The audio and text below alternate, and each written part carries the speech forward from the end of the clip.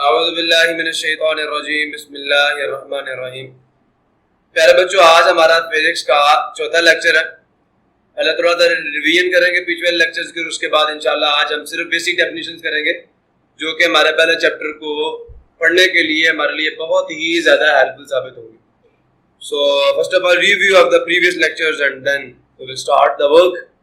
Recall में वही motion, rest, position, change in position की बातें हैं। अब पोजीशन चेंज कितने तरीके से होती है आपको याद होगा, मैंने कहा था डिस्टेंस चेंज हो जाए, डायरेक्शन चेंज हो जाए, याद है ना? डेफिनेशन इसकी क्या थी? फिर टाइप्स ऑफ हमने देखी थी, ये मोशन की बात थी, ये मेजर टाइप्स थी। उसके बाद हमने बात की थी ट्रांसलेटरी मोशन की, जनरलाइज्ड डेफिनेशन की, फिर उसके टाइप्स की बात की थी, और उसके बाद बताया लीनियर मोशन की डेफिनेशन, कुछ हमने एनिमेशंस देखी थी इसके अंदर, एंड देन हमने इसकी एग्जांपल्स दी थी। सर्कुलर मोशन की डेफिनेशन आ रही है, थोड़ी एनिमेशंस थी, फिर डेफिनेशन थी सर्कुलर मोशन की। उसके बाद समझ आ रहा ना? उसके बाद बेटा हम लोगों ने क्या किया था, रैंडम मोशन की पहले एनिमेशन देखी, फिर उसकी डेफिनेशन की। उसके बाद बेटा हमने रोटेटरी मोशन की डेफिनेशन भी देखी और कुछ एनिमेशंस हमने देखी। उसके बाद बात हुई वाइब्रेटरी मोशन की, हमने डेफिनेशन की, कुछ एनिमेशंस देखी। उसके बाद हम लोगों ने क्या किया जी, फिजिक्स का तीसरा लेक्चर शुरू कर लिया। रिकॉल थी सारी की सारी, उसके अंदर हमने क्या किया था, मीन पोजीशन थी, एक्सट्रीम पोजीशन थी, याद है? The relationship between the frequency and the time period is there, the reciprocal of each other, and then simple harmonic. हमने कल जो अपना कल हमारा जो लेक्चर था ना, मोशन एंड वेव्स, ये हमारा कल का लेक्चर था, याद है? और उसके बाद हमने ये रिकॉल जो हम कर रहे हैं, हमने पीछे वाले सारे लेक्चर्स की कर ली है। अब प्यारे बच्चों जो बात चलेगी ना इसके बाद से, वो किसकी है जी? बेसिक डेफिनेशंस की। जरा थोड़ा सा आपको उनकी ज़ियारत करवा देता हूँ। फर्स्ट ऑफ ऑल बात हो रही है किसकी? वेव की, वेव्स।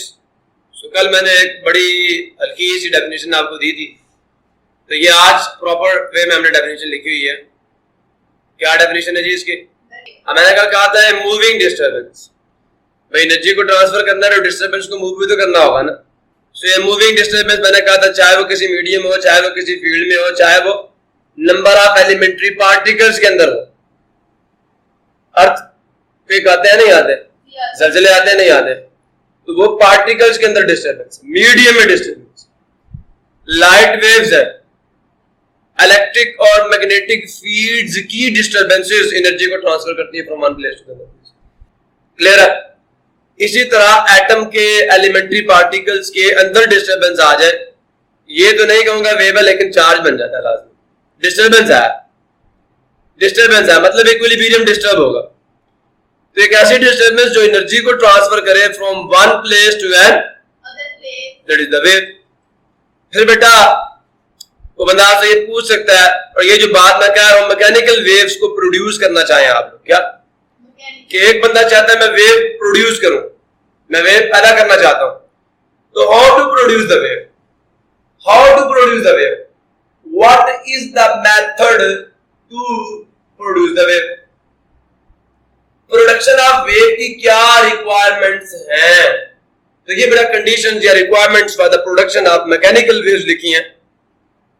अब सवाल ये पैदा होता है बेटा कि ये मैकेनिकल वेव्स हैं क्या? मेरी बात समझ आ रही है नहीं आ रही? कि ये मैकेनिकल वेव्स हैं क्या?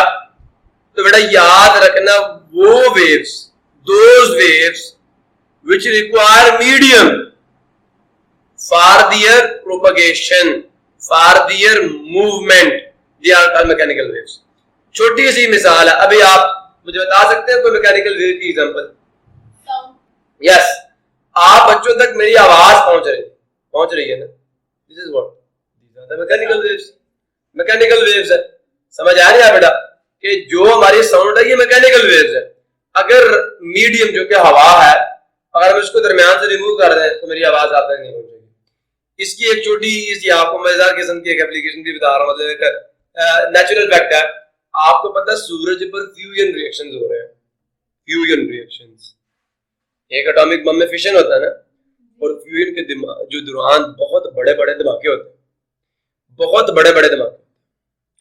अब सूरज से जो धमाकों की आवाज है जमीन तक तो आनी चाहिए, पर क्या चीज है जो मिसिंग है, जो आवाजें नहीं आने देती? तो बेटा याद रखना, yes, absence of medium between the earth and the sun, between the earth and the sun, absence of the medium is responsible for the waves, that is the sound waves produced on the sun, they are not reaching on the earth.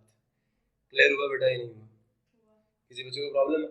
तो ये मैं थोड़ा सा आपको समझा भी देता हूँ। अगर आप डायग्रामेटिकली कहते हैं तो हम उसके लिए भी बात कर लेते हैं। देखो क्या जी, ये जो जमीन है ना, इसके गिर्द हवाओं का एक गिलाफ मौजूद है, या एक गिलाफ मौजूद है हवा का, जिसको आप लोग किसका नाम दे देते हो? एटमॉस्फेयर का। ये है ना बेटा। अब ये जो एटमॉस्फेयर है ना, जो एटमॉस्फेयर है, इसके अंदर जो हवा की जो maximum mass of the air है, वो जमीन के करीब तकरीबन 27 किलोमीटर तक मौजूद है। फिर आस्ता आस्ता हवा की मिकदार कम होते होते होते होते होते होते एक ऐसा पॉइंट आता है, एक ऐसी जगह आती है जहाँ पे हवा ना होने के बिल्कुल खत्म, और सूरज और जमीन का फासला कितना?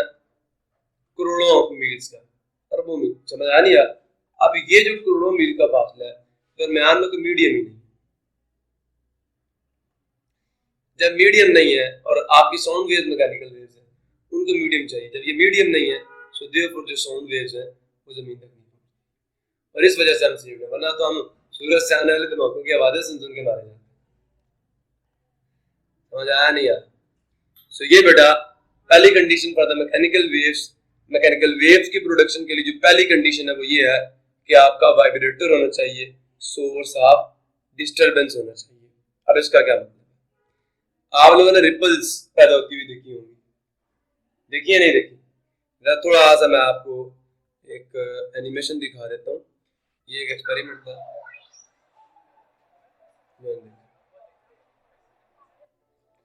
This pattern, then we start getting an interesting pattern. The single source, they travel out with circular. So now this is the source. जो ये भाई साहब जो काम कर रहे हैं, ये क्या कर रहे हैं? ये सोर्स है। ये जो बॉल है, this ball is the source, and this is the medium.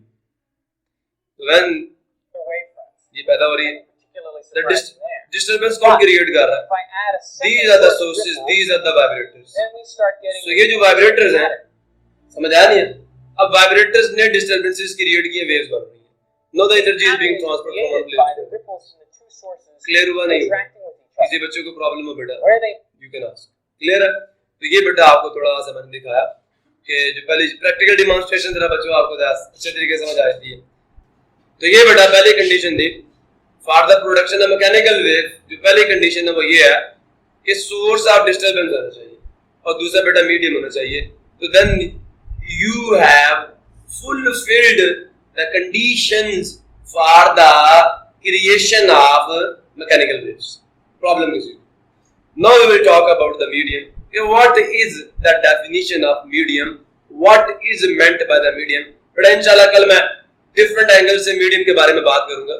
medium की जो definition है मैं इसके बारे में बड़े अच्छे अंदाज में इंशाल्लाह कल बात करेंगे। बहुत अच्छी अच्छी definitions और भी दूंगा। और यहाँ पे क्या? any material substances, कोई भी मादी शय, याद है ना? सब्सटेंस के अंदर एनी टाइप ऑफ मैटर, तो थ्रू विच एनर्जी और waves propagate from one place to other place is called the medium, is called the medium. तो ये जो भी हमने यहाँ पे देखा इस एक्सपेरिमेंट में, this is the medium. Water is the material medium and the air is the disturbance. ये सोर्स ऑफ डिस्टरबेंस जो है आपको मिल रहा है। This is the source of disturbance and these are the waves which are generated by this source of disturbance. This is the source of disturbance.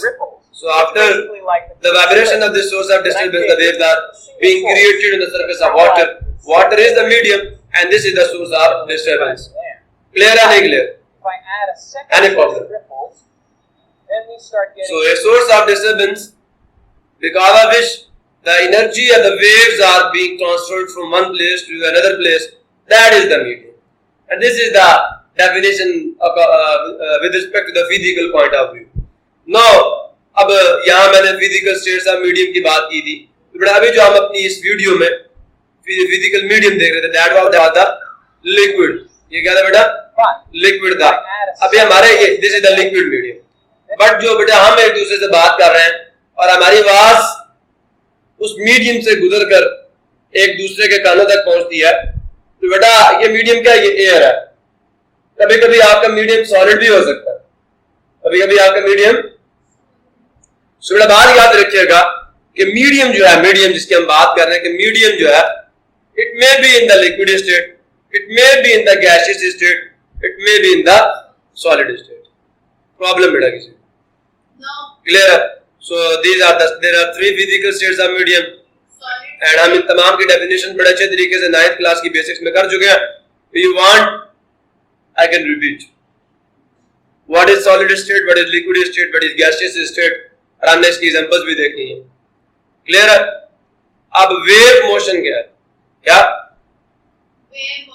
एक definition आपको generalise दे रहा हूं, तो बेटे it is a wave motion है क्या? Wave motion कल कुछ एनिमेशन दिखाऊंगा वेव मोशन की आपको, कि कभी आपने अगर मैच में देखा हो तो लोग अपने हैंड्स इस तरह हिला रहे होते हैं लाइक दिस। तो a wave like pattern is form, a wave like pattern is form. So wave motion एक मैकेनिज्म है। अब मैच में, या फुटबॉल का मैच हो या क्रिकेट का मैच हो या हॉकी का मैच हो, तो वहां ये जो हाथों से डिस्टरबेंस क्रिएट की जा रही है, this is a mechanism with the help of which a disturbance starts from one person and it is appearing that it is being transferred from one person to the other person. Similarly, wave motion is what? It is the mechanism by which wave is transferred from one place to another place in a medium. समझ आया? कि wave motion क्या है? Mechanism due to which a disturbance that is generated in a medium is transferred, मतलब जो generated disturbance है medium में, वो ट्रांसफर होती है from one part of the medium to the other part of the medium because of the motion of the particles of medium.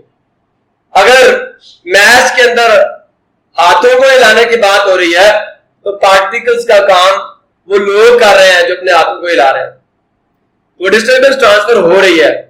The mechanism because of which, due to which, a generated disturbance in a medium is transferred from one place to another place, and the particles of medium start vibrating about the mean position after specific intervals of time.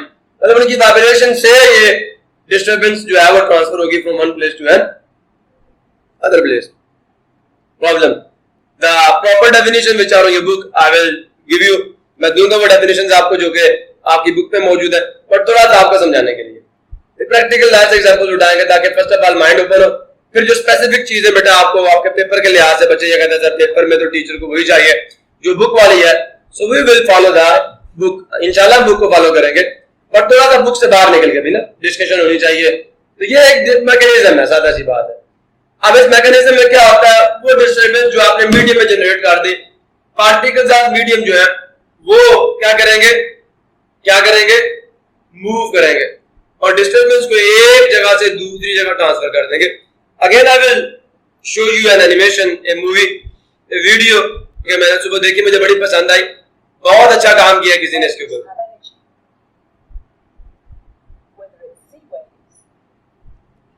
These are the waves which you observe in your life everywhere. ये laser जो है ये भी cut कर रही है, ये waves है, और समझ आया नहीं, ये जलजिला आ रहा है, ये वेव्स है, ब्रिज वाइब्रेट कर रहा है बिकॉज़ अर्थक्वेक की वजह से, ये वेव्स है सारी के सारी।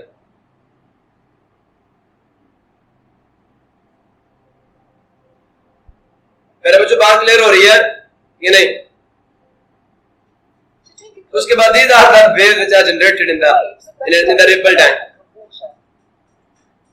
These are the waves. अब थोड़ा माइक्रोस्कोपिक लेवल पे जाके बेटा आपको ये बताएंगे, ये this is the vibrating bar of the ripple time. Waves are generated. Yeah. This is the vibrator. This is the medium. तो मैंने आपको पहले बताया कि कंडीशन है। अब आपने एक बॉल यहाँ पे रख दी, ये भी वाइब्रेट बिकॉज एनर्जी सोर्स से यहाँ ट्रांसफर हो रही है with the help of vibration, तो energy is transfer. No, this is the microscopic view.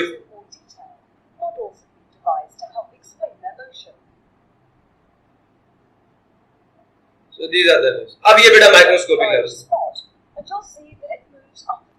ये रिपल जो है, अब ये वो आपकी बॉल पड़ी है, ये उन्होंने एनिमेशन में मॉलिक्यूल्स को शो कर दिया कि these are the molecules on the surface of water and they are not. अब आपको लगता है पानी इस तरह वाइब्रेट कर रहा है तो लगता है पानी के मॉलिक्यूल्स आगे जा रहे हैं, ऐसा नहीं होता।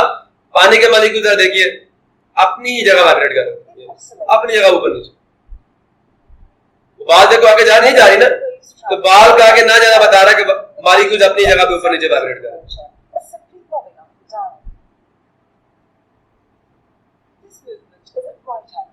Direction in which the waves travel.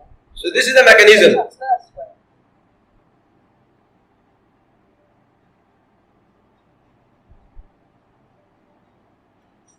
Now this is the microscopic view. But they look different.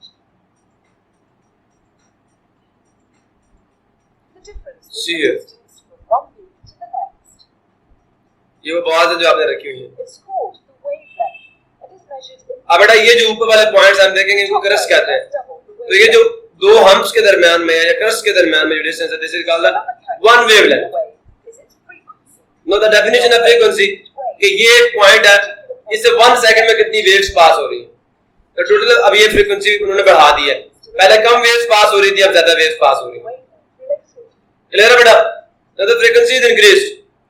So frequency is what the total number of waves which are passing through a specific point in 1 second. The number of waves, total number of waves. That is the. Now these are the waves which are generated on the slinky. अब एक ये देखो, wave जा रही है like this here. This is the wave, but this is the compressional wave. एक ही direction. Microscopic point of view से भी दिखाएंगे. See here, this. उधर एक ही direction like this.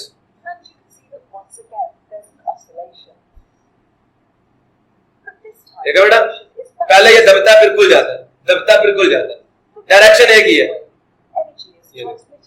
अब दोनों का कंपेयर, ये ऊपर नीचे, क्रस्ट पे द कंप्रेशंस एंड रिफ्रैक्शंस, और we will talk about this thing in detail, but first of all आपको थोड़ा सा दिखाने के लिए कि आपका मूड बने कि हमने ये पढ़ना है। नो द लेजर, यहाँ से लाइट वेव्स जो है, ये आल्सो द वेव्स, सो कुछ थोड़ा बहुत तो समझ आया होगा। ये लॉन्गिट्यूडिनल वेव्स है, दबा रही है लाइक दिस। जिधर को वेव्स जा रही हैं उधर कोई मीडियम के पार्टिकल जो है वो कंप्रेस हो रहे हैं या वो उनके ऊपर रिफ्रैक्शन आ रहा है, उनको प्रेशर रिलीज हो रहा है, प्रेशर में कमी आ रहा है। क्लियर है? सुनो अब हम बात करते हैं थोड़ी सी। ये बेटा मैकेनिज्म है जो आपने देखा कि जिसके जरिए से मीडियम के पार्टिकल्स वाइब्रेट करते हैं और उस डिस्टर्बेंस को एक जगह से दूसरी जगह ट्रांसफर कर देते हैं। प्रॉब्लम किसी बच्चों। सो कल इंशाल्लाह हम कोशिश करेंगे, आज तो बेसिक डेफिनेशंस देखते हैं है क्या, फिर कल डेफिनेशन के साथ साथ हम इनका डिटेल जो मुताला, जो डिटेल डिस्कशन है हम वो करेंगे। अब बेटा वाइब्रेटरी मोशन की डेफिनेशन हम कर चुके, मेन पोजीशन की डेफिनेशन हम कर चुके, एक्सट्रीम पोजीशन की डेफिनेशन हम लोग कर चुके, वाइब्रेशन हो चुकी नहीं हो चुकी। उसके बाद बेटा so a complete round trip of vibratory motion of a vibrating body of no I will write here vibrating body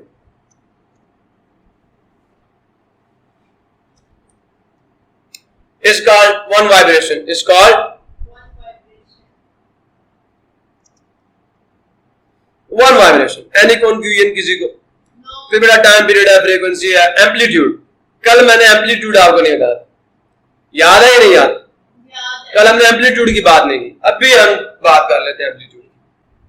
देखो बेटा, अभी आपने वहां पे इस तरह की वेव्स बनती हुई देखी है, या आपको वाइब्रेटरी मोशन में सिंपल पेंडुलम की मोशन तो याद है ही।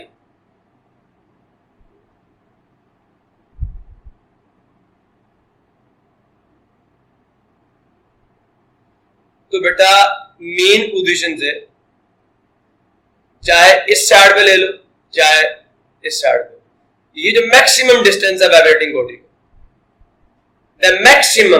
the maximum displacement of the vibrating body or the distance of vibrating body on the either side of its mean position. This is the amplitude, capital A. This is also the amplitude from here to here. The distance from here to here is the amplitude, is the height of the vibration. Problem. Similarly here, this is the stable position, mean position. Particles इसके आगे पीछे ऊपर नीचे move करते हैं। बात समझ आई? ये पार्टिकल यहाँ ऊपर नीचे वाइब्रेट कर रहा होता है। अब ये इसकी मेन पोजीशन थी, जब वाटर सरफेस स्टिल होती है, साकन होती है, तो मीन पोजीशन कहां पे होती है? यही तो होती है ना। अब यहां पे वही है कि मीन पोजीशन की किसी भी साइड पे वाइब्रेटिंग बॉडी या वाइब्रेटिंग पार्टिकल का जो मैक्सिमम डिस्प्लेसमेंट है, जो मैक्सिमम डिस्टेंस है, दैट इज द एम्पलीट्यूड। इसको वेव की हाइट भी कहते हैं और ये बताता है कि वेव में कितनी एनर्जी मौजूद है। प्रॉब्लम किसी समझ आ नहीं आ? तो this is the maximum distance of vibrating body on the either side of mean position is called amplitude. Clear है बेटा? अब डिस्प्लेसमेंट ऑफ वाइब्रेशन, अब बेटे मैक्सिमम डिस्टेंस जो हमने कर दिया वो तो एम्पलीट्यूड, लेकिन कभी कभार ये भी तो होगा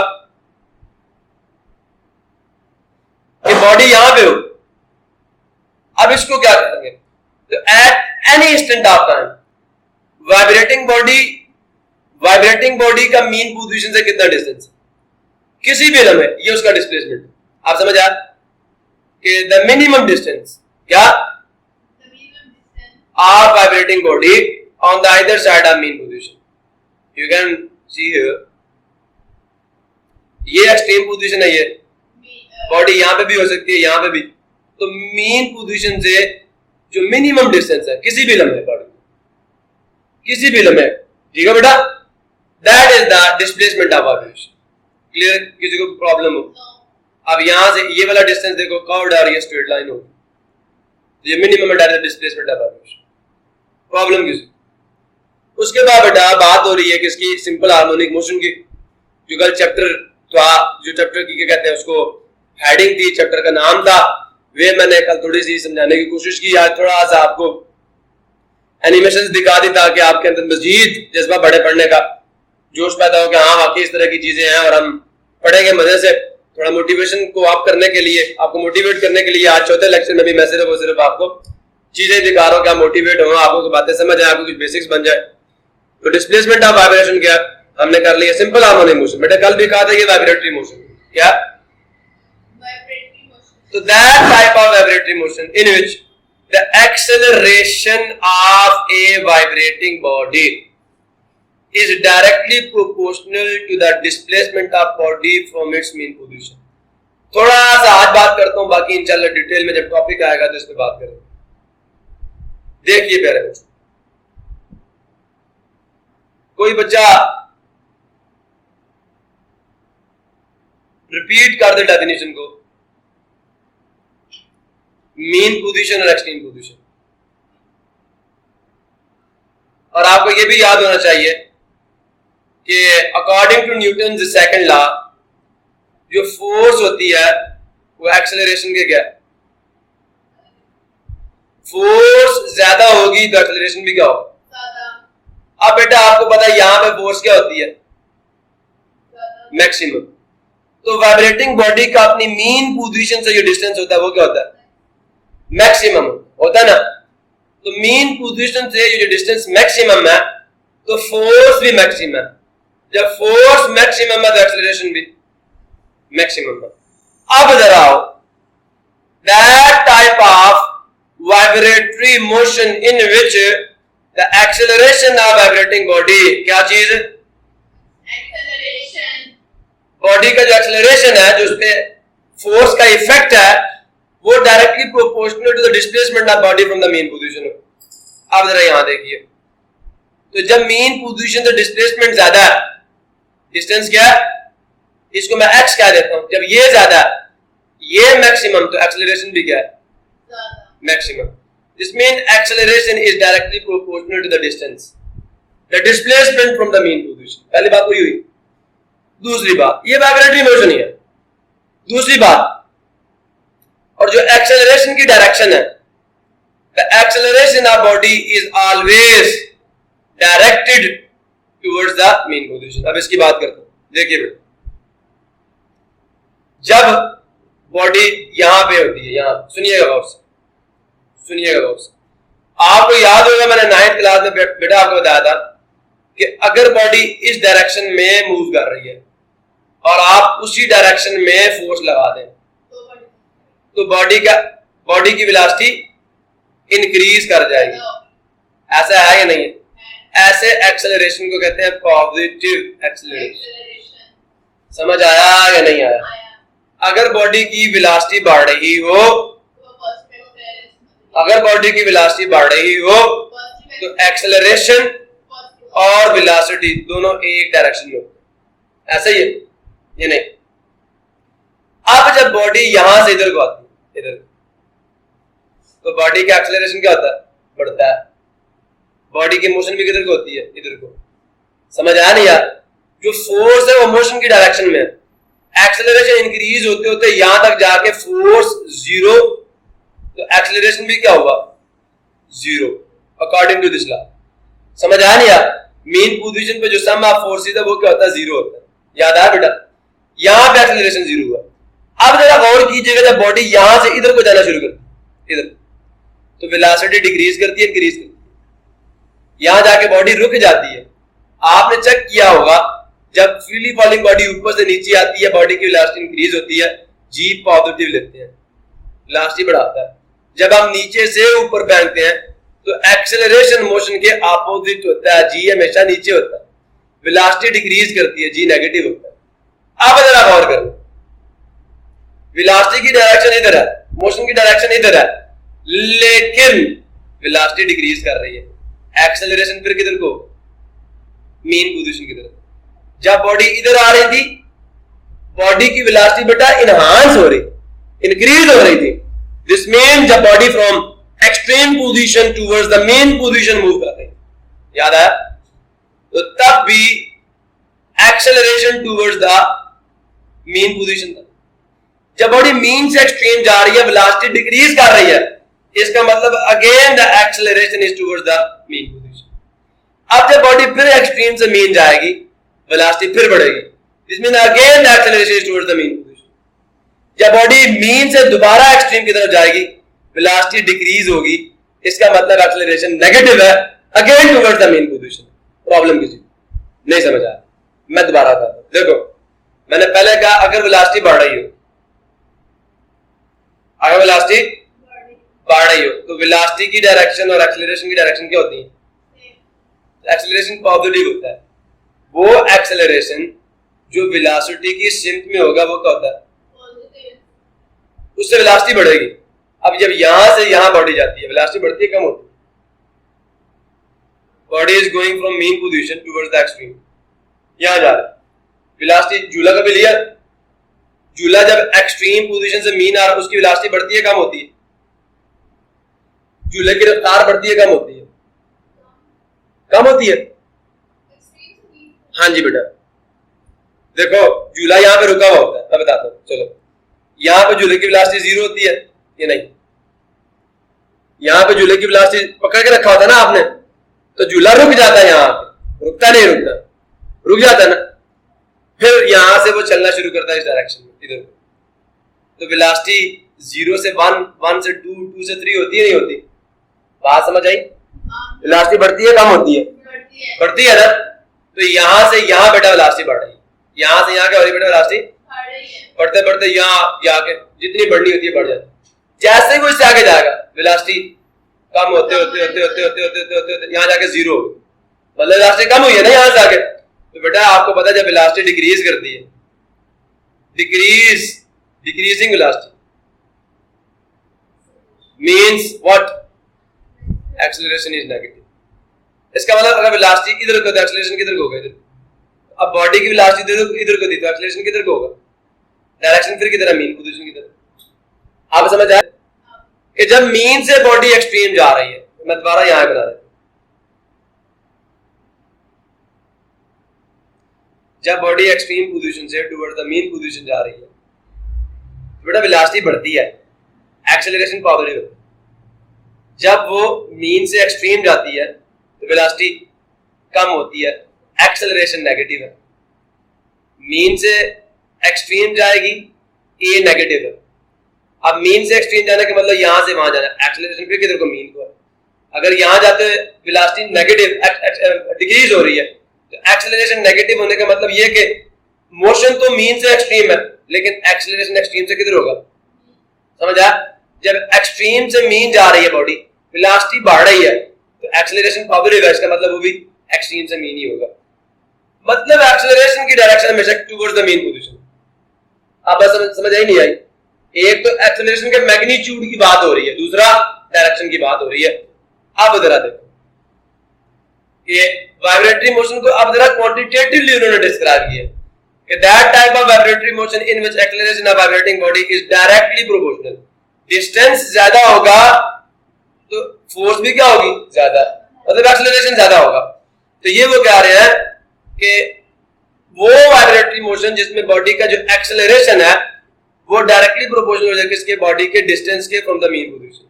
और जो एक्सेलरेशन की डायरेक्शन है, क्योंकि वेक्टर क्वांटिटी है, तो direction always towards the mean position होगी। तो ये बेटा फिर इसको वो लिखते हैं, ये डेफिनेशन बन जाएगी किसकी? सिंपल हार्मोनिक मोशन क्या है कि A is directly proportional to the distance from the mean position and its direction is toward the mean। Negative sign ये शो कर रहा है कि यहां से डिस्टेंस यहां तक है ना, हम डिस्प्लेसमेंट इनिशियल पोजीशन से फाइनल की तरफ लेते हैं, डिस्प्लेसमेंट यहां से वहां है लेकिन एक्सेलरेशन उधर से इधर है। तो जो डिस्प्लेसमेंट है एक्सेलरेशन उसके अपोजिट होगा, मतलब टुवर्ड्स द मीन पोजीशन होगा। प्रॉब्लम किसी को, क्योंकि हम सारे displacement from the mean position मापते हैं लेकिन एक्सेलरेशन तो डिस्प्लेसमेंट के अपोजिट होगा। तो this is the mathematical definition of simple harmonic motion. Problem किसी को, negative sign shows that the acceleration is always towards the mean position. Clear है जी? तो इसी के साथ बेटा आज का हमारा लेक्चर जो है हम उसे खत्म करते हैं और अल्लाह ताला आपको खुश रखे, बात रखे। बाकी बेसिक डेफिनेशन इंशाल्लाह कल और साथ कुछ डिटेल्स भी होंगे। याद है बेटा किसी बच्चे को प्रॉब्लम